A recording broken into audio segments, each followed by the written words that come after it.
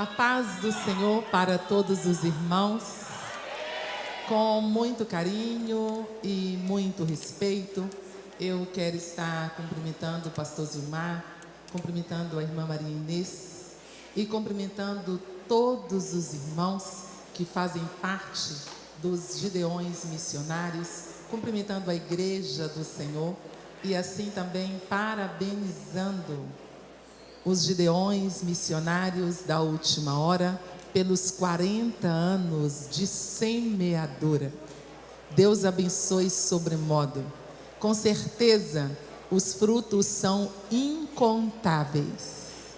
Glória a Deus. Eu deixo para os irmãos, 1 Coríntios 15, 58, sejam firmes e constantes, sempre abundantes na obra do Senhor, sabendo que no Senhor o vosso trabalho não é em vão.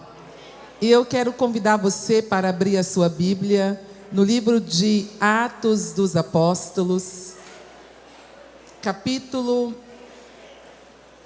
11 e o versículo 19 em diante, e depois nós vamos ler o capítulo 13 e o versículo 2 e 3. Atos 11, versículo 19 em diante.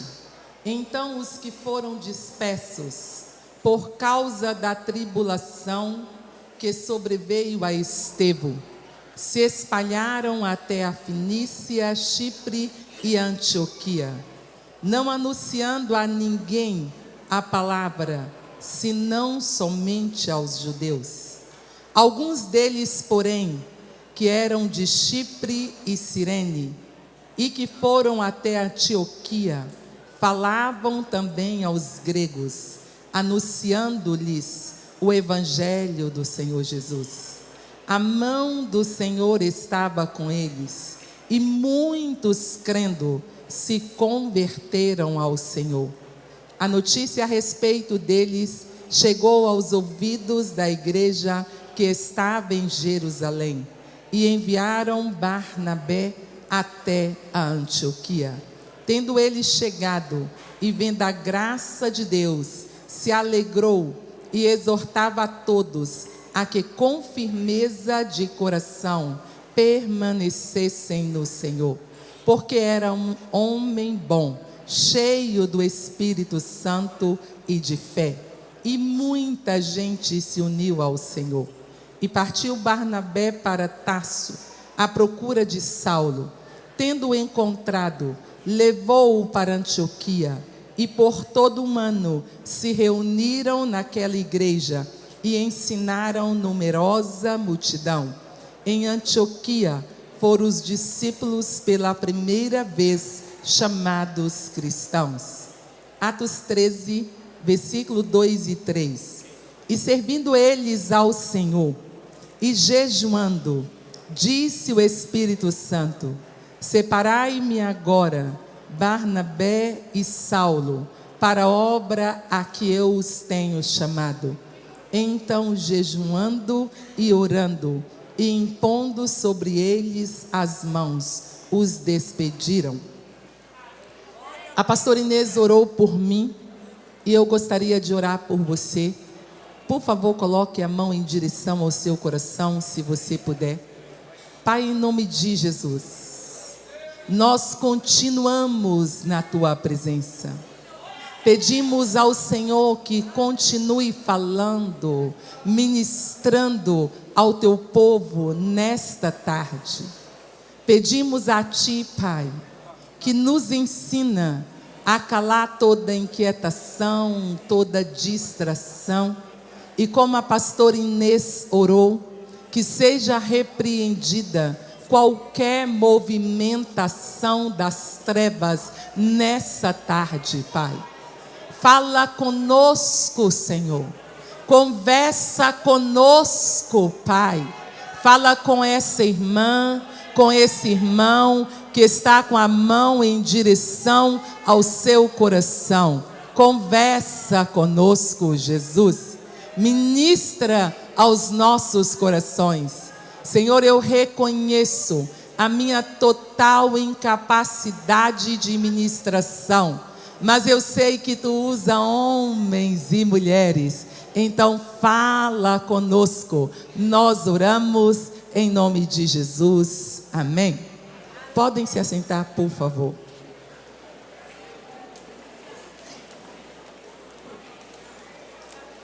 A meditação que eu quero trazer nesta tarde para todos nós são alguns posicionamentos para realizarmos a obra de Deus na terra. Eu creio que nestes dias Deus tem nos chamado para nos posicionarmos, para realizarmos a obra dele na terra. Nós temos duas escolhas: ou nós nos tornamos espectadores do que Deus está fazendo na terra, ou participantes da sua obra com muita alegria. O texto que eu tenho aqui, Lucas nos mostra os posicionamentos da igreja de Antioquia. Vamos lembrar um pouco, voltando lá para Jerusalém. Houve uma grande perseguição em Jerusalém. Os cristãos passaram por grande tribulação depois da morte de Estevão. Eles foram dispersos e se espalharam por Chipre, Fenícia, até chegarem a Antioquia. Esses cristãos dispersos, por onde eles iam falando do Evangelho do nosso Senhor e Salvador Jesus Cristo. Primeiramente, eles estavam pregando para os judeus, mas alguns de Chipre e de Cirene se permitiram que Deus ampliasse a sua visão, e eles foram para Antioquia e começaram a pregar para os gentios. Lucas vai nos contar que a mão de Deus estava com eles. Deus começou confirmando aquela obra, e muitos crendo se converteram ao Senhor, formando ali uma igreja multicultural, multirracial. A notícia dessa igreja chegou lá em Jerusalém.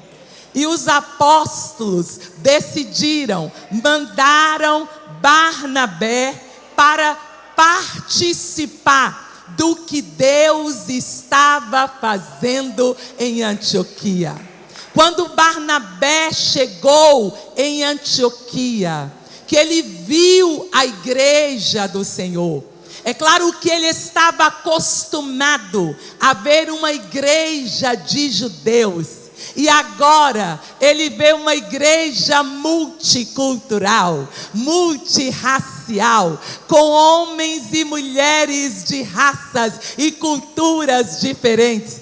O texto nos conta que Barnabé viu a graça de Deus manifestada na igreja. Ele muito se alegrou e se tornou um instrumento de Deus para fortificar a igreja que estava em Antioquia.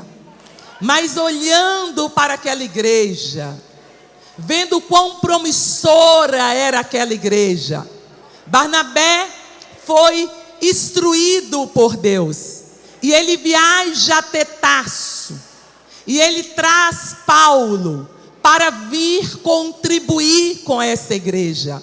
E durante um ano, eles ensinaram a palavra do Senhor em Antioquia. É aqui, recebendo esses ensinamentos, que essa igreja adquiriu uma identidade cristã. E eles foram, pela primeira vez, chamados de cristãos. Uma igreja pronta para Deus usar. Uma igreja que foi preparada para cumprir os propósitos eternos.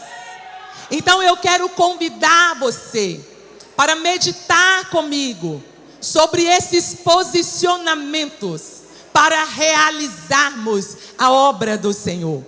O primeiro deles que eu tenho aqui é exercer as disciplinas espirituais com uma consciência missionária. Essa igreja parou durante 1 ano para estudar a palavra de Deus. Paulo e Barnabé estavam ali dispostos a ensinar a palavra de Deus. E eles estavam prontos para ouvirem a palavra do Senhor. É claro, irmãos, quando eu vou trazer o estudo das Sagradas Escrituras, a leitura das Sagradas Escrituras, como disciplina espiritual e com consciência missionária, eu preciso me lembrar que Paulo ensinou a igreja de Antioquia. E com certeza, ele explicou sobre o reino de Deus, sobre a entrada no reino de Deus. Pois foi Paulo quem escreveu Colossenses 1:13, que ele nos libertou do império das trevas e nos transportou para o reino do Filho do seu amor. Paulo explicou àqueles irmãos sobre todas as bênçãos advindas da cruz do Calvário, mas explicou a eles as responsabilidades que eles tinham no reino, que o reino de Deus, ele é composto de privilégios, de bênçãos advindas da cruz do Calvário, mas o reino de Deus também é composto de responsabilidades. Eu e você somos convocados aqui nessa tarde a exercer as disciplinas espirituais. E a primeira delas, a leitura das Sagradas Escrituras, o estudo das Sagradas Escrituras, mas com consciência missionária. Encontrar os privilégios, viver os privilégios, apropriar de tudo que Cristo conquistou na cruz do Calvário, mas não se eximir da sua responsabilidade de pregar o Evangelho.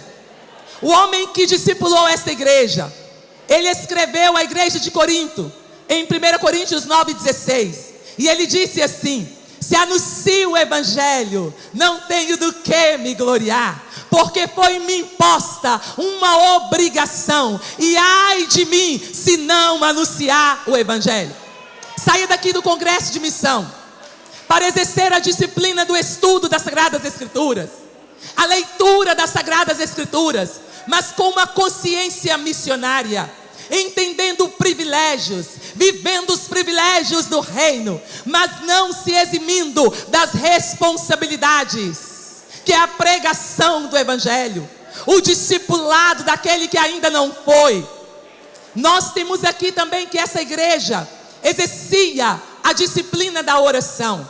Deus falou com essa igreja, e Deus disse a essa igreja que estava envolvendo a mesma em um projeto missionário. Ela realiza o que Deus pediu. Ela realiza o processo de envio de Paulo e de Barnabé, com orações e jejuns, conforme Atos 13 e o versículo 3. Essa igreja orava. Uma das disciplinas espirituais que essa igreja exercia também era a oração. Eu e você precisamos exercer a disciplina da oração com consciência missionária. E como eu posso trazer isso para mim hoje aqui? Primeiramente, que eu preciso, como Paulo ensinou a Timóteo, lá em 1 Timóteo 2:1, façam orações, intercessões, com ações de graças por todos os homens.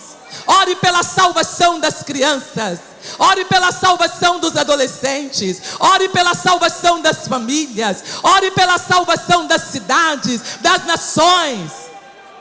Mas não é só orar pela salvação daquele que não conhece ao Senhor. Eu posso exercer a disciplina da oração com uma consciência missionária, orando por aquele que já faz a obra do Senhor. Muitas pessoas estão realizando a obra do Senhor na terra, e elas necessitam de suporte, elas necessitam de uma retaguarda. Paulo tinha consciência disso. Ele escreveu à igreja de Éfeso, no capítulo 6 e no versículo 19, e ele diz: orem por mim, para que me seja dada, no abrir da minha boca, uma palavra, para com intrepidez fazer conhecido o mistério do Evangelho. Paulo escreveu à igreja que estava em Roma, no capítulo 15, versículo 31 e 32, Paulo escreveu dizendo: combatei comigo em oração a Deus, para que eu me veja livre dos rebeldes que estão na Judeia, e este meu serviço em Jerusalém, o que eu for fazer lá em Jerusalém, seja bem aceito pelos santos. Paulo sabia que era necessário ter uma igreja na retaguarda, enquanto ele evangelizava, enquanto ele era um embaixador em cadeias, enquanto Paulo estava realizando um serviço em Jerusalém, entregando uma oferta, ele precisava de orações. Eu e você, que estamos aqui no Congresso dos Gideões, precisamos entender que as pessoas que fazem a obra do Senhor no mundo precisam de orações. Elas necessitam serem amparadas por intercessores. Os intercessores precisam se levantarem e orarem por aqueles que fazem a obra do Senhor na terra. Orar por quem está no púlpito, orar por quem está nos campos missionários, orar por aqueles que lideram a casa de Deus. Eu tenho uma experiência, duas experiências, que eu trago comigo do Timor-Leste. Era uma tarde, eu estava discipulando em uma casa, com a mãe, o pai e as crianças, fazendo o discipulado. Então, de repente, o meu telefone tocou. E eu já tinha encerrado a reunião de oração. Então eu saí para atender o telefone. E era um irmão aqui do Brasil. E o irmão Eliseu, ele estava dizendo para mim: irmã Elisama, eu não sei o que está acontecendo, mas eu entendo que algo vai acontecer. Deus disse para mim fazer uma oração para você agora. E ele orou. E enquanto ele orava, o Timor-Leste tem muitos terremotos. Aconteceu um terremoto. E aquela casa onde eu estava, ela caiu. Mas eu e as pessoas tínhamos saído daquela casa porque alguém ligou do Brasil para orar comigo. Ore por quem faz a obra de Deus. Em outra ocasião, eu estava no Timor-Leste. O fuso horário de Brasil para Timor-Leste são 12 horas de diferença. E eu estava ali realizando a obra do Senhor. Tinha trabalhado o dia inteiro. E à noite eu estava indo viajar para uma aldeia para pregar o Evangelho. Era por volta de 5 horas o telefone, 5 da tarde, 17 horas do Timor-Leste e 5 da manhã do Brasil. Uma pessoa telefonou 5 da manhã, uma irmã. E ela disse assim para mim: irmã Elisama, eu estou inquieta a noite toda. O Espírito Santo me movia a orar por você. E eu orei. E senti de ligar e dizer a você que preste muita atenção. Fique atenta a todos os movimentos, porque as trevas podem estar conspirando algo contra você. Então eu guardei aquilo no coração. 18 horas eu iria viajar. Fui para o ponto do ônibus, onde parava o ônibus, junto com a Manuela. E quando eu fui subir no ônibus, o motorista olhou para mim e disse: não, no meu ônibus você não entra. Então a Manuela ficou muito revoltada e disse: não, ela entra sim. Eu disse: não, eu não entro. Tá tudo certo? Vamos aguardar o próximo. Aguardamos o próximo. Entramos no próximo ônibus e viajamos. Quando chegou na parada do ônibus, aquele motorista estava sentado ali, porque o dele já havia chegado há mais tempo. Ele passou primeiro, então eu fui até ele, cumprimentei, desejei a ele uma boa viagem, que Deus o acompanhasse. Voltei e sentei no meu lugar. Aquele motorista avançou e nós permanecemos ali. Irmãos, 15 minutos depois, nós paramos onde aquele ônibus havia sido derrubado em um despenhadeiro. Os rebeldes tinham tomado aquele ônibus, mataram o motorista e jogaram o ônibus no despenhadeiro. Eu trabalhei aquela noite toda ajudando a retirar os corpos, mas alguém estava orando. Faça um compromisso com Deus de sair daqui dos Gideões e orar pelos seus pastores, orar pelos seus líderes, orar pelos missionários, orar por aqueles que estão na linha de frente. Como Moisés, que entendeu isso? Moisés disse: eu subirei à parte mais alta. E Josué vai pelejar. Moisés ocupou um lugar. Enquanto Moisés estava com as mãos levantadas, Josué prevalecia. Arão e Ur perceberam o segredo, que o segredo não estava na força de Josué, mas estava nas orações a Deus. Então nós temos que exercer as disciplinas espirituais, e uma delas é a oração, com consciência missionária. Nós também temos que orar por novos trabalhadores. Mateus capítulo 9, e o versículo 37 e 38. Palavras do nosso Senhor e Salvador Jesus. Jesus disse assim: a seara é grande, os trabalhadores são poucos, mas essa seara tem dono. Não convoquem pessoas, não chamem pessoas, porque se você chamar alguém, você não consegue transmitir a visão corretamente. Você não consegue fazer com que essa pessoa assuma todos os encargos do reino. Não consegue. Você não consegue fazer com que ela persevere.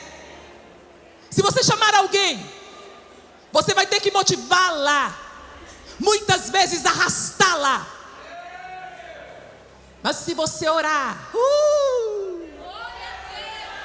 se você entender que você pode chegar diante do trono de Deus e dizer: Senhor, está precisando de obreiros na África, está precisando de obreiros na Ásia, está precisando de obreiros na Oceania. Quem vai enviar é Deus, e o Deus que envia capacita. O Deus que envia transmite a visão corretamente. O Deus que envia dá os encargos do reino. Olha para todos os homens que realizaram a obra de Deus na terra. Quem lhes deu aqueles encargos?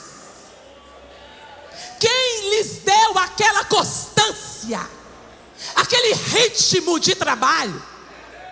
Aquele que Deus chama, ele tem ritmo de trabalho. Aquele que Deus chama é perseverante.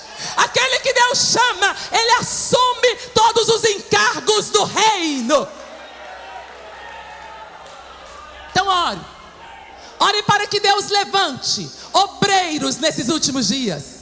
Ore para que Deus levante crianças, adolescentes, jovens, mulheres, homens. Ore por isso, que você esteja diante de Deus, orando. Essa igreja também, ela jejuava. O processo de envio de Paulo e de Barnabé foi realizado com jejuns e com orações. Eu e você, como Jesus, ao iniciar o seu ministério, lá em Mateus capítulo 4, ele começou com jejuns. Então nós também, quando a gente olha para o próprio Paulo, na primeira viagem missionária, Em Atos capítulo 14 e o versículo 23, eles elegeram presbíteros para a continuidade da obra, mas com jejuns e orações. Exerça as disciplinas espirituais com consciência missionária. Estude as sagradas escrituras com consciência missionária. Ore com consciência missionária. Jejue com consciência missionária. O segundo posicionamento que eu tenho aqui é atender o chamado de Deus. Deus escolheu aquela igreja para atender o chamado dele. Deus conhece a igreja. Ele conhecia a igreja de Antioquia. E ele sabia que poderia confiar na igreja de Antioquia, lhe entregando um projeto missionário. E que essa igreja não resistiria ao convite de Deus, mas ela abraçaria o projeto missionário. Deixa eu te avisar um negócio aqui nessa tarde. Deus não precisa da sua aprovação para lhe incluir em projetos missionários. Deus não precisa da sua aprovação para lhe incluir em projetos missionários. Não é assim? Atos capítulo 9 e o versículo 12. O Senhor foi até Saulo, que estava na rua direita, na casa de Judas, e disse a ele: eu tenho uma igreja chamada Ananias, vai vir aqui, vai colocar as mãos sobre você, você vai voltar a ver e vai ser cheio do Espírito Santo. Primeiro ele planejou a agenda para Ananias, depois ele foi lá e disse: Ananias, tem uma agenda para você. Eu já disse que é você quem vai, não dá para mudar o nome. É Ananias que ele está esperando. Deus não precisava da aprovação de Ananias para incluí-lo em um projeto missionário. E Deus não precisa da sua aprovação para te incluir em projetos missionários. Todas as vezes que acontecem os gideões, Deus planeja. Epa! A mesma coisa. Deus vai primeiro à casa de Cornélio e diz: Cornélio, tenho ouvido as suas orações, tenho visto a generosidade do seu coração, resolvi fazer uma obra aqui na sua casa, e eu tenho uma igreja, o nome dela é Simão Pedro Igreja, vai buscá-lo, porque não há possibilidade dele resistir ao meu chamado, porque igreja não resiste ao chamado de Deus. Não tem uma igreja que resiste ao apelo dos céus. E o Senhor vai falar com essa igreja. Eu conto com vocês. Apartai para mim agora, nesse momento, a Saulo e a Barnabé, para a obra que eu lhes tenho chamado. Então essa igreja aqui, que atende ao chamado de Deus, é uma igreja que escuta Deus com claridade. Você está aqui nos Gideões, Deus vai falar nos corredores, vai falar aqui, enquanto você dorme, Ele vai falar com você, mas você precisa ouvi-lo com claridade. Não pode haver ruídos. A voz de Deus é direcionadora. Para ouvir a voz de Deus com claridade, eu tenho ensinado, conversado com a igreja dele em alguns lugares. Você precisa calar 5 vozes. A primeira voz é suas vozes interiores, seu medo, sua bagunça existencial, seus traumas, suas frustrações ministeriais, principalmente. Elas precisam ser silenciadas nesse congresso porque tem voz de Deus para você. Nós temos o exemplo de Paulo. Atos capítulo 18, versículo 9 e 10. Paulo está em Corinto. Tem uma hostilidade contra a vida dele. Então Paulo decide, vou sair daqui, dou conta disso não.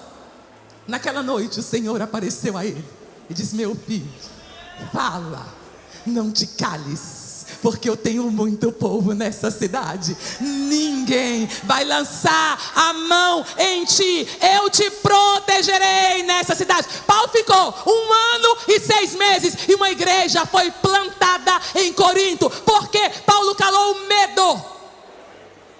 Quais são as vozes internas que necessitam serem caladas nessa tarde? Se tem ruído demais interior aí, se tem barulho demais, silencie todas essas vozes, e que a voz de Deus sobreponha todas as outras vozes, e que ela norteie a sua vida. Mas não são só as vozes interiores. Às vezes nós precisamos silenciar as vozes das pessoas. É muito comum no século que nós vivemos termos uma sensibilidade à opinião alheia.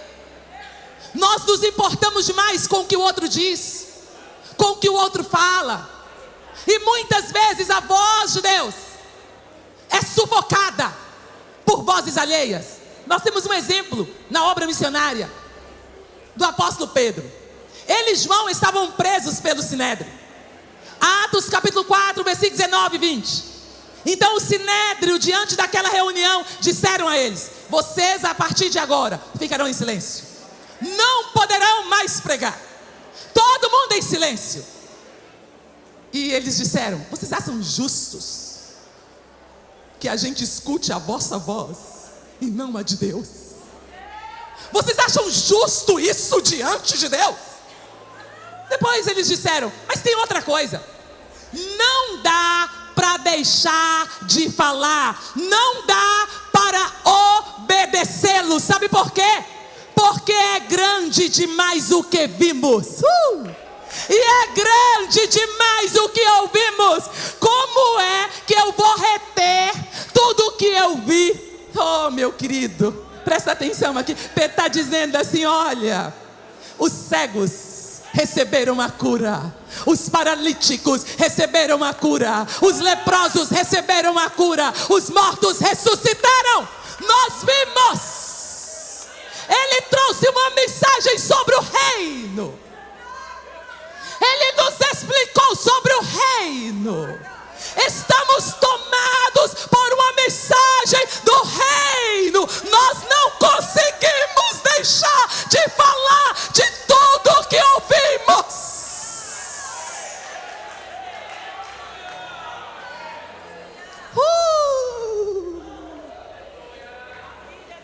Escuta a voz de Deus aí. Às vezes não são as vozes das pessoas. O Sinédrio não conseguiu calá-los, porque o Sinédrio dizia assim: silêncio.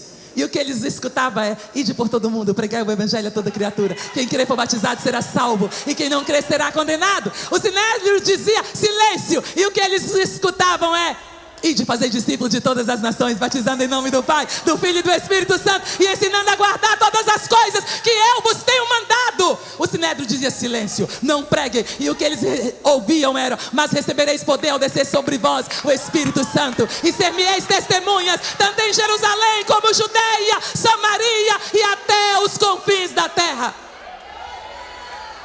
A voz de Jesus sufocou, silenciou a voz do Sinédrio, e a igreja teve passo livre,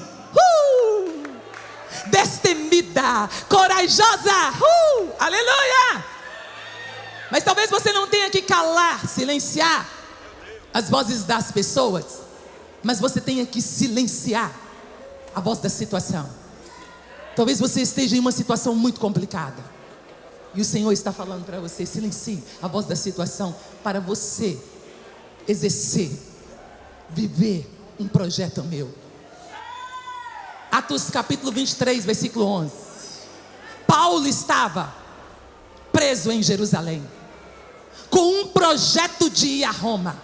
mas preso em Jerusalém. Para onde ele estava olhando? Para as prisões.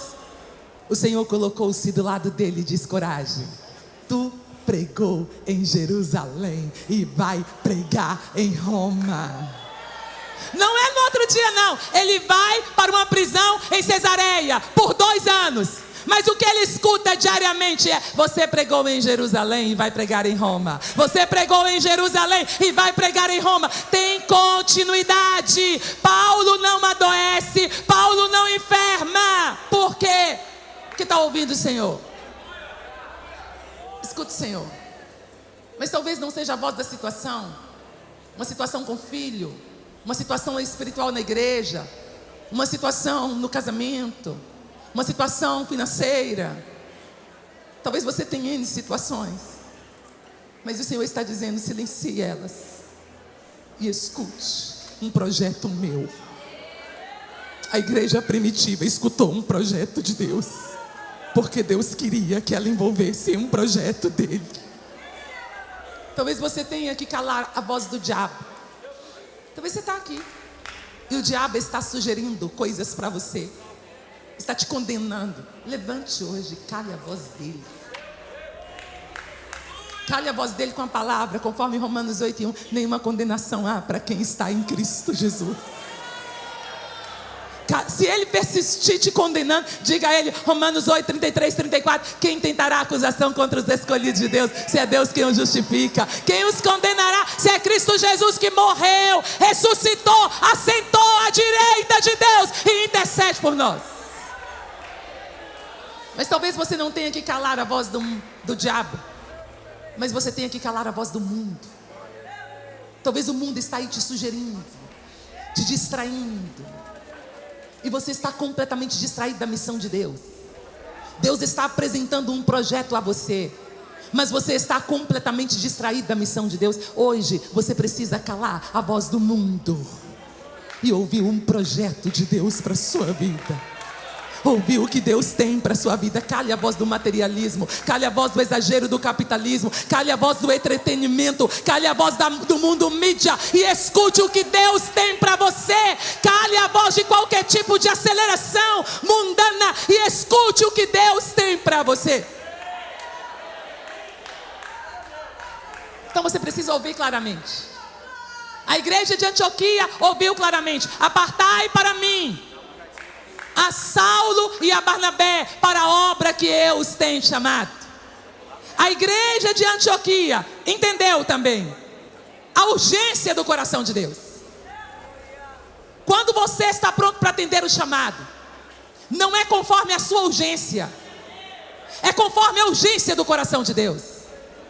Não era conforme a urgência daquela igreja, era para o agora.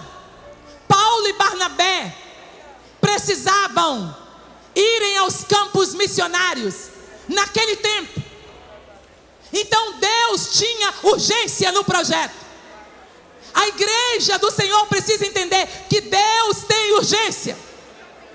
E não é, querido, querida, dentro do seu tempo, é no tempo de Deus. Apartai para mim a Paulo e a Barnabé agora, é nesse tempo, para a obra que eu tenho para eles. É como o próprio Jesus disse, e João registrou lá no 9:4: devemos fazer a obra do Senhor enquanto é dia, porque a noite vem e na noite ninguém faz nada. Tem um tempo determinado para cada obra, e você não sabe qual é a urgência do coração de Deus. Mas deixa o Espírito Santo nessa tarde colocar a urgência do coração de Deus nos nossos corações nessa tarde.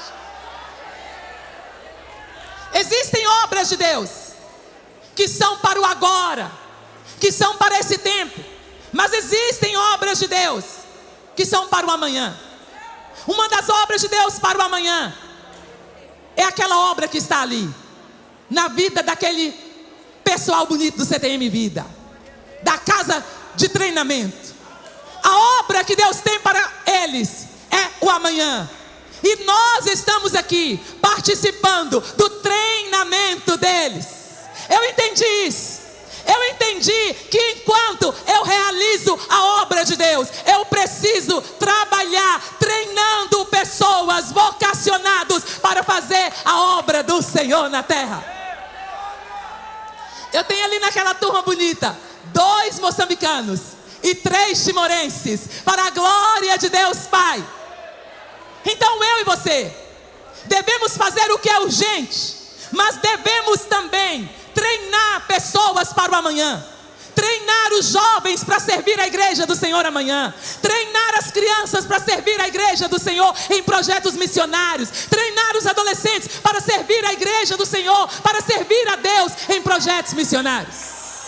Amém? Então esteja disposto aqui a atender o chamado de Deus. Eu trago comigo um testemunho do campo missionário. Eu estava num projeto na África e o Senhor falou comigo: Elisama, prepara uma mala de Bíblias, 40 Bíblias em português e 40 Bíblias na língua local, e me deu o nome de uma comunidade para ir até aquela comunidade. Então eu cheguei ali, conheci o pastor, conheci a igreja, conheci os irmãos, e depois de ter um relacionamento com eles, eu disse a eles: eu vim trazer um presente de Deus para vocês. E o pastor disse: qual é o presente? Eu disse: eu vim trazer Bíblias para vocês. Então o pastor disse: senta aqui. Mandou que fosse chamado todos os anciões da igreja. E os anciões chegaram e o pastor na minha frente. E o pastor disse: você tem que saber disso. Há 10 anos atrás, Deus falou com a nossa igreja. Nós orávamos para que cada um tivesse uma Bíblia. E Deus disse: daqui a alguns anos vai chegar uma moça muito alta, que tem os dentinhos puxados. Eu não tinha aparelho ainda, eu ainda tinha os dentinhos puxados. Que tem os dentinhos puxados, eu estou de escova. Que tem o cabelo todo enroladinho. E ela vai colocar uma Bíblia na mão de cada um de vocês.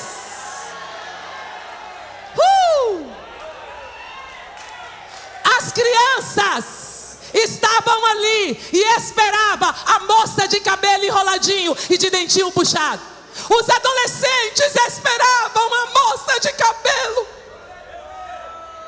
cacheado e com o dentinho puxado, porque Deus já tinha marcado uma agenda para mim, e Ele sabia que eu atenderia a agenda dele.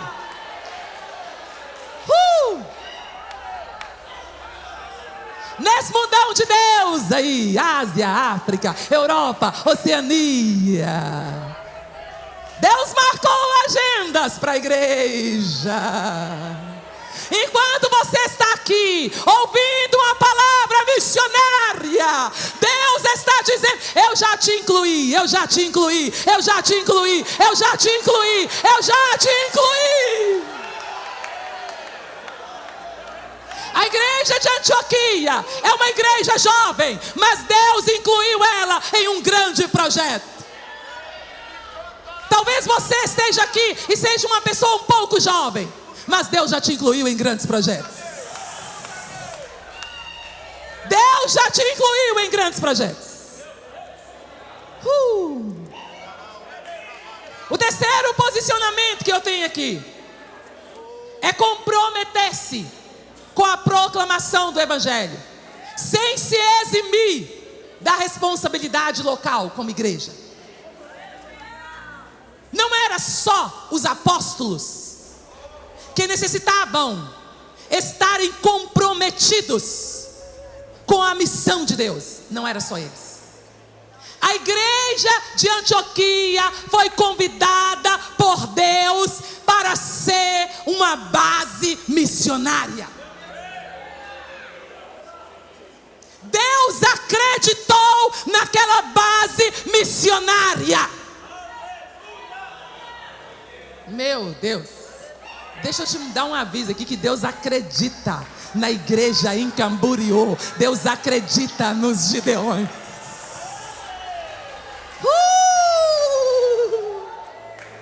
Aquela igreja foi convocada por Deus, não para um projeto de um dia, semanas, meses, mas foi convocada por Deus para ser base, para ser quartel-general de missões para os missionários, com vocação celestial. E ela assumiu isso. Como eu provo que ela assumiu? Primeira viagem missionária. Eles vão e voltam para onde? Para o quartel-general de missão, para a base missionária. Segunda viagem missionária. Eles vão e voltam para onde? Para a base missionária. Da terceira viagem missionária, Paulo sai de Antioquia.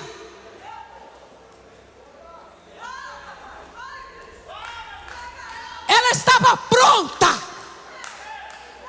Ela era ativa. Estava consciente dos propósitos de Deus.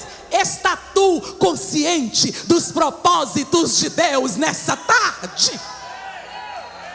Se você estiver consciente dos propósitos de Deus nessa tarde, a primeira coisa que você vai fazer, tanto o missionário quanto a igreja, tanto quem envia quanto quem fica, precisa se comprometer em assumir uma agenda de proclamação em todo o tempo.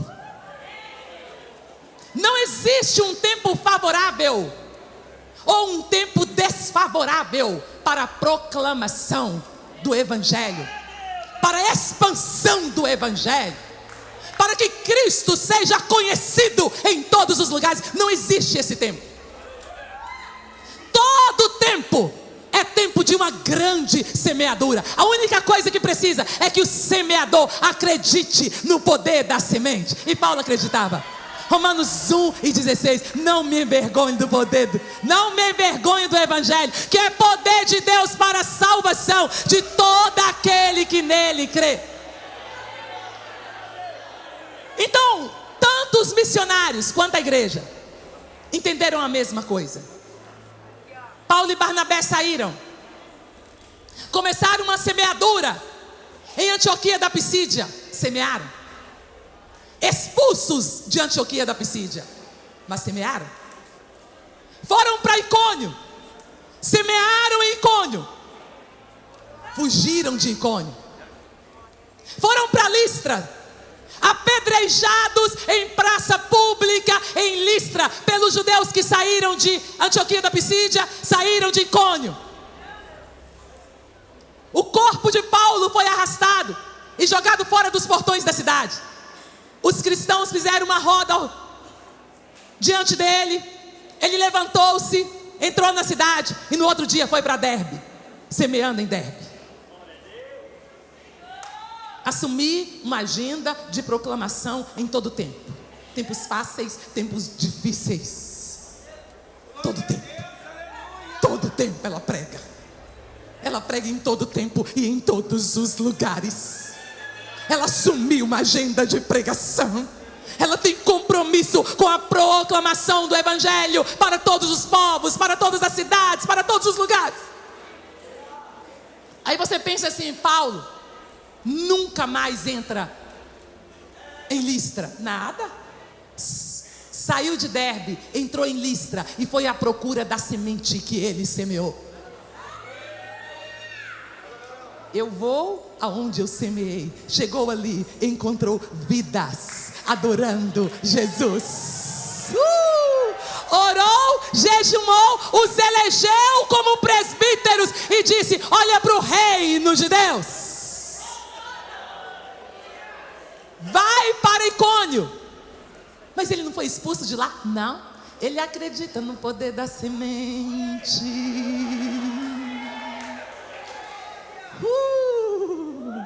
Ele acredita no que plantou. Essa semente é poderosa, irmãos. Ele vai a Icônio, encontra uma igreja, ora, jejuma, elege presbíteros e diz a eles: mira o céu. Vai para Antioquia da Pisídia, faz a mesma coisa. Vai em busca da semente. Volta para o quartel-general de missões em Antioquia da Síria. Os irmãos param tudo. Como aqui nos Gideões nós paramos, para escutar os relatos missionários, o que Deus está fazendo na terra. E isso não nos enfada. Não é canseira escutar o que Deus está fazendo na terra. É bom demais escutar que povos e línguas, nações estão se convertendo a Cristo Jesus.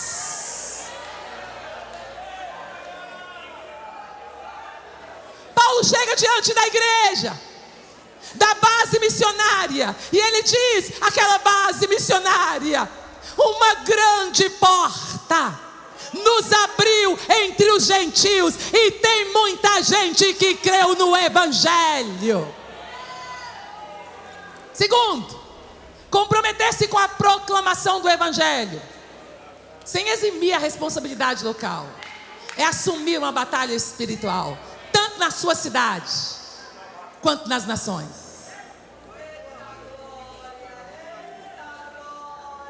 Essa batalha, ela não é uma batalha de intelecto contra intelecto.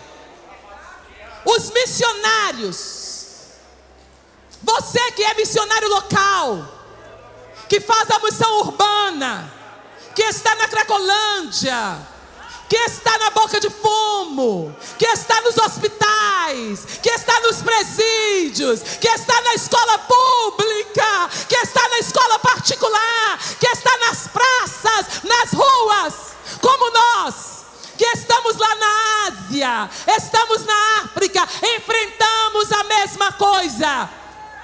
Potestades, dominadores, forças espirituais da maldade que tentam contra o avanço do Evangelho. Então eu e você precisamos assumir essa batalha espiritual. Tanto quem fica quanto quem vai tem que assumir a batalha espiritual. Paulo chegou na sua primeira viagem missionária em Pafos. O procônsul Sérgio Paulo interessou pelo Evangelho, e ele começou a pregar para o procônsul. Vem Elimas e começa a distrair o procônsul para que ele não preste atenção. Paulo entendeu que havia uma batalha espiritual ali, repreendeu severamente a Elimas, o deixando cego, e o procônsul creu no Evangelho do nosso Senhor e Salvador Jesus. O mesmo aconteceu com Paulo lá em Atos capítulo 16, versículo 16. Paulo está andando pelas ruas, vem uma moça possessa, fazendo altos elogios. Paulo por um tempo permite, depois expulsa o demônio daquela moça, e aquela moça com certeza também aceitou Jesus. A obra missionária necessita de homens e mulheres que assumem essa batalha espiritual. No mês de dezembro, eu estava em Moçambique. Nós temos vários projetos com crianças, e nós percebemos uma inquietação nas crianças. Em quase todos os projetos onde eu ia, as crianças estavam inquietas. Então eu entendi, tem uma batalha espiritual aqui. Chamei todos os professores, e nós começamos a orar pelas crianças, e fomos orando pelas crianças. E sabe o que aconteceu? Em quase todo o projeto, crianças ficaram possessas e foram libertas no poder do nome do nosso Senhor e Salvador Jesus.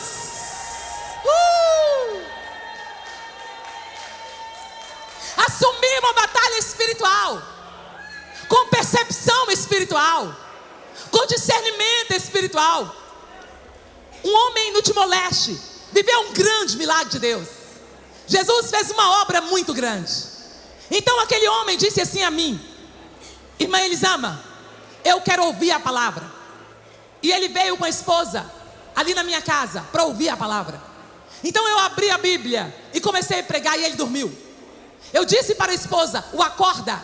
E ela tentou acordá-lo. Eu dei água para ela. Ela colocou água nos olhos dele, e ele não acordava. Eu disse: já entendi. É batalha espiritual. Começamos a orar, a repreender os demônios, e aquele homem acordou, ouviu a palavra e aceitou a Jesus como Senhor e Salvador de sua vida. Entenda o que Deus está falando com você.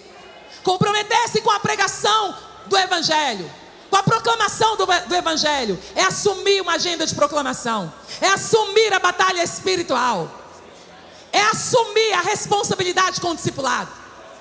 Nós não podemos abandonar ninguém. Nós não podemos ir aos campos missionários, criarmos expectativas, prometermos N coisas e nunca mais voltarmos lá. Não. Nós temos que consolidar o que nós plantamos. Nós não podemos abandonar ninguém no caminho. Esse é o ministério de Paulo.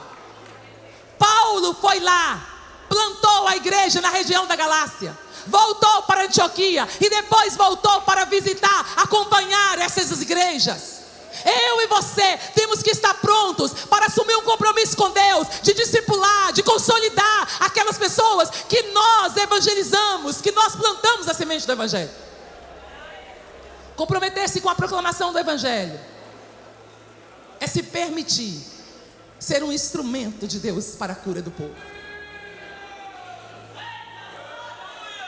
Povos adoecem, povos se tornam escravos do pecado, povos adoecem, mas tem que levantar uma igreja que é comprometida com a proclamação do evangelho, aqui e lá.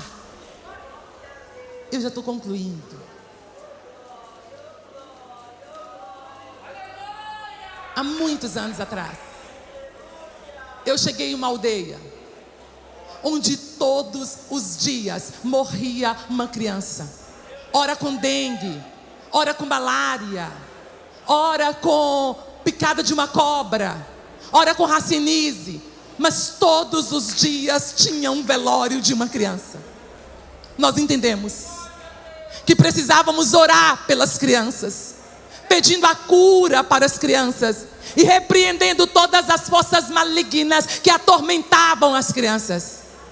Então, durante um mês, eu e a missionária timorense andávamos na aldeia e pedíamos ao Senhor a cura das crianças. Orávamos por elas todos os dias. E um dia eu estava na minha casa. Um homem chegou à minha casa e disse: eu vim convidar você para o velório do meu filho. Temos uma grande festa, a festa da partida dele. E eu disse: a sua criança já morreu? Ele disse: quase. Eu estou falando para você comprometer-se com a proclamação do evangelho, se permitir ser um instrumento para a cura de um povo. Deus quer curar povos na terra. Deus quer que o nome dele seja glorificado na terra. E os instrumentos estão aqui nessa tarde. Os instrumentos somos nós. Aleluia! Eu cheguei naquela casa, já tinha ali as carpideiras, as mulheres que fazem o choro. Eles já tinham matado, os timorenses estão ali, sabem disso. Eles já tinham matado os animais para fazer a primeira festa. Estava tudo pronto.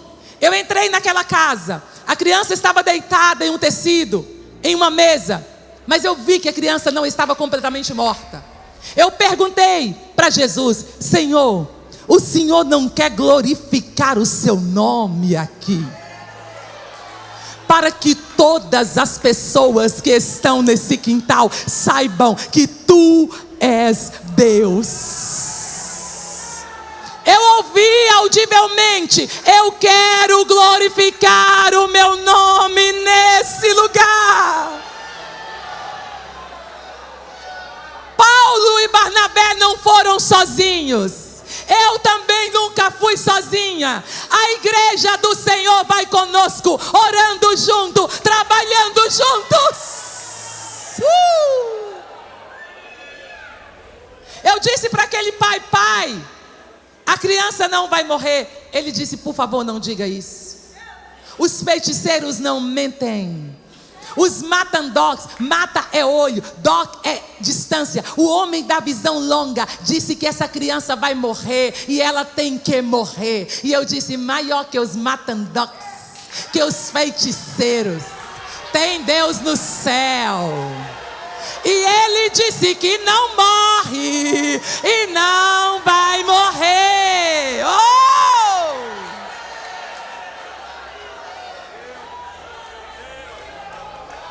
Irmãos, o Senhor disse: ajoelha. Eu fui lá na frente e ajoelhei. E eu vi ir embora uma ave gigantesca. E o Senhor disse: foi embora o espírito de morte que ataca as crianças nesse lugar. Eu entrei naquela casa e disse: pai, me dá um pouquinho de água de arroz. Ele disse: lá no Brasil o morto come. Eu disse: lá no Brasil o morto não come. Me dá água em nome de Jesus. Dei a criança. No outro dia, fui para casa, os meus vizinhos me acordaram e disseram assim: dona Elisama, vamos lá ver se a criança viveu ou não. E quando nós fomos chegando, o número de pessoas tinha aumentado, e eles cantavam e tocavam, e eles disseram assim: acho que a criança morreu, porque tem muita gente. Eu disse: vamos chegar lá. E quando nós chegamos, a criança estava em pé, na porta da casa. E eu perguntei para o Willy, quem curou você? E ele disse: Naimaroma, Deus me curou. A Bíblia diz que todo joelho se dobrará diante do trono de Deus.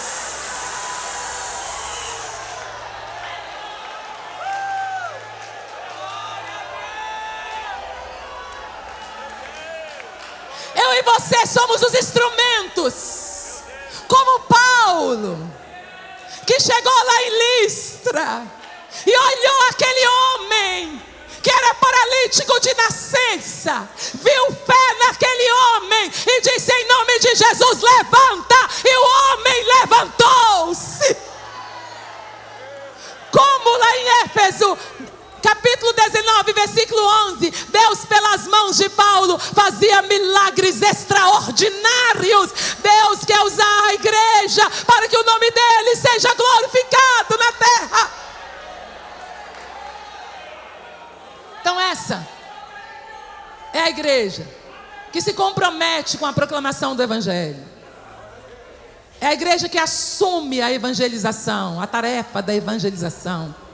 É a igreja que assume uma agenda de proclamação do evangelho em todo o tempo.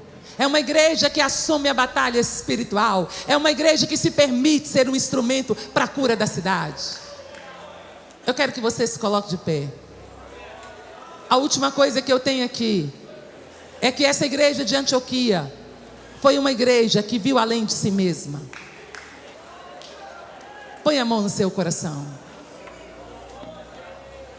Por favor, diz para Deus que você quer ver além de si mesmo, ou além de si mesmo. É essa igreja que conseguia ver além de si mesmo. Uma igreja generosa. Muitos profetas, entre eles Ágabo, desceram para ver o que Deus estava fazendo nessa igreja. Oh, Deus estava fazendo algo poderoso nessa igreja. E quando o profeta Ágabo vem, ele profetiza dizendo: olha, vai vir uma fome no mundo. Essa igreja viu além de si mesma. Ela podia ter pensado: se vai vir uma fome no mundo, pode nos atingir, então vamos guardar. Ela disse: não, Jerusalém já passou por muitos problemas. Nós podemos ser uma resposta para Jerusalém. Uma igreja que vê além da sua dor. Uma igreja que vê além dos seus problemas. Uma igreja empática, que se coloca no lugar do outro. Uma igreja generosa. Uma igreja que abre mão de recursos. Uma igreja que sabe que tem alguém que tem menos do que ela possui. E ela pode ser um instrumento para essas pessoas.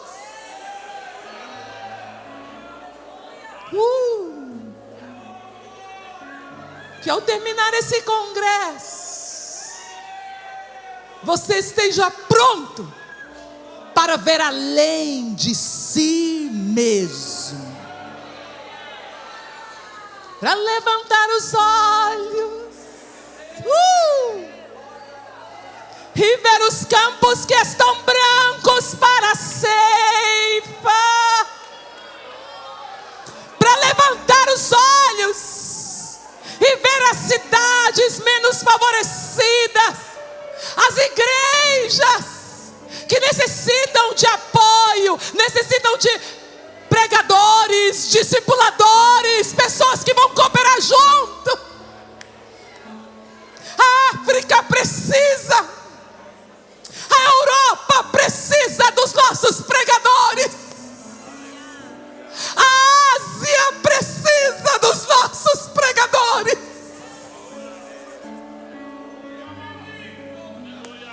O Oriente Médio precisa dos nossos pregadores. Tudo que Deus construiu em ti, tem alguém que necessita do que Ele construiu em ti.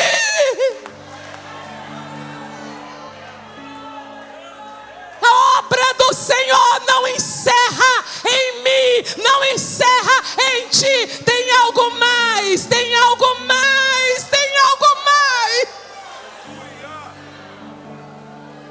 Deus tem usado os Gideões para ver além de si. Não é que Camboriú não precise, é que Camboriú entendeu, a igreja entendeu que ela precisa ver além de si mesma e ser um canal para as nações. Oh, põe a mão no seu coração.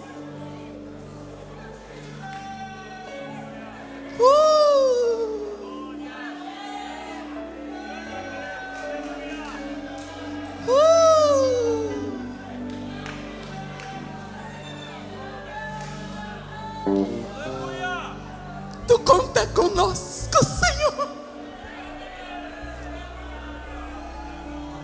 Então continue contando conosco. Continue contando com os Gideões missionários para essa tão grande obra. Continue contando com cada irmão que está aqui. Senhor, continue, nós somos teus. E onde tu quiseres nos levar, viveremos os teus projetos.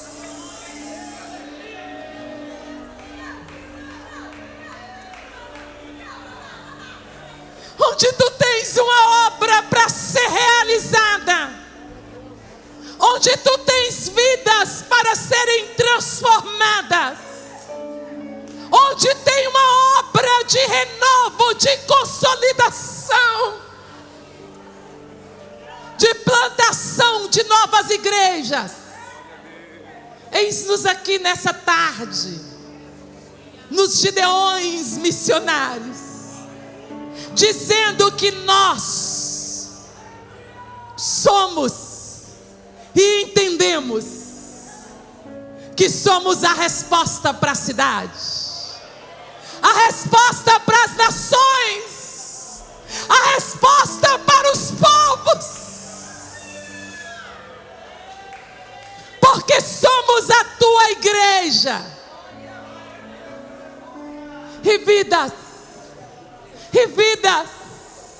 e mais vidas serão reconciliadas contigo quando nós entendermos, Senhor, que o Senhor está nos convocando para uma tão grande obra. Faremos aqui e lá, ultrapassaremos todos os limites e faremos aqui e lá. Nos colocaremos diante do Senhor e realizaremos a tua obra na terra. E milhares e milhares e milhares de vidas se converterão nessa última hora da igreja.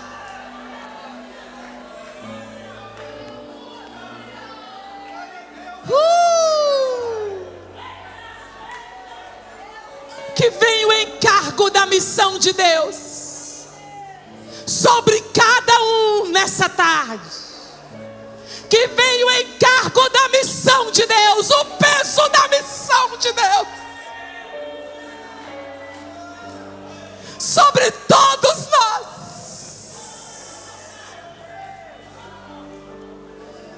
E que a nossa resposta seja rápida ao que tu estás pedindo para nós nessa tarde?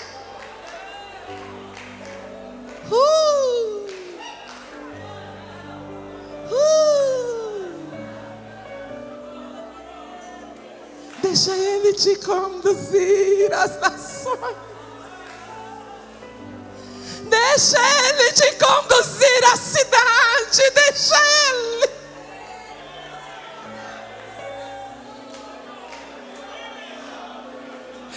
Tem obras maiores do que tu imaginas para te usar, para Ele te usar nesta terra.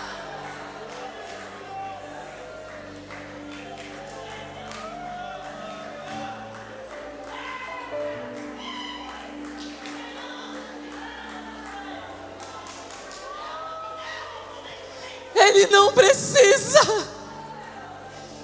da sua autorização, Ele já te incluiu em um grande projeto missionário. Ele não precisa da sua autorização, Ele já te incluiu.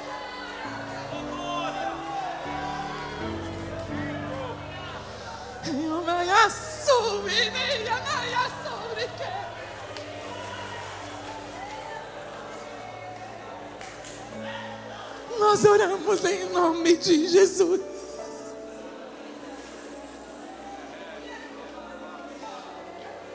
Se você puder, segure na mão desse seu irmão, cumprimente ele e diz a ele: Deus não precisa da sua autorização, Ele é Deus.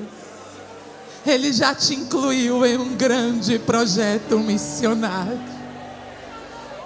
Ele não precisa do teu sim nessa tarde. Ele é teu Deus e tu é a igreja. E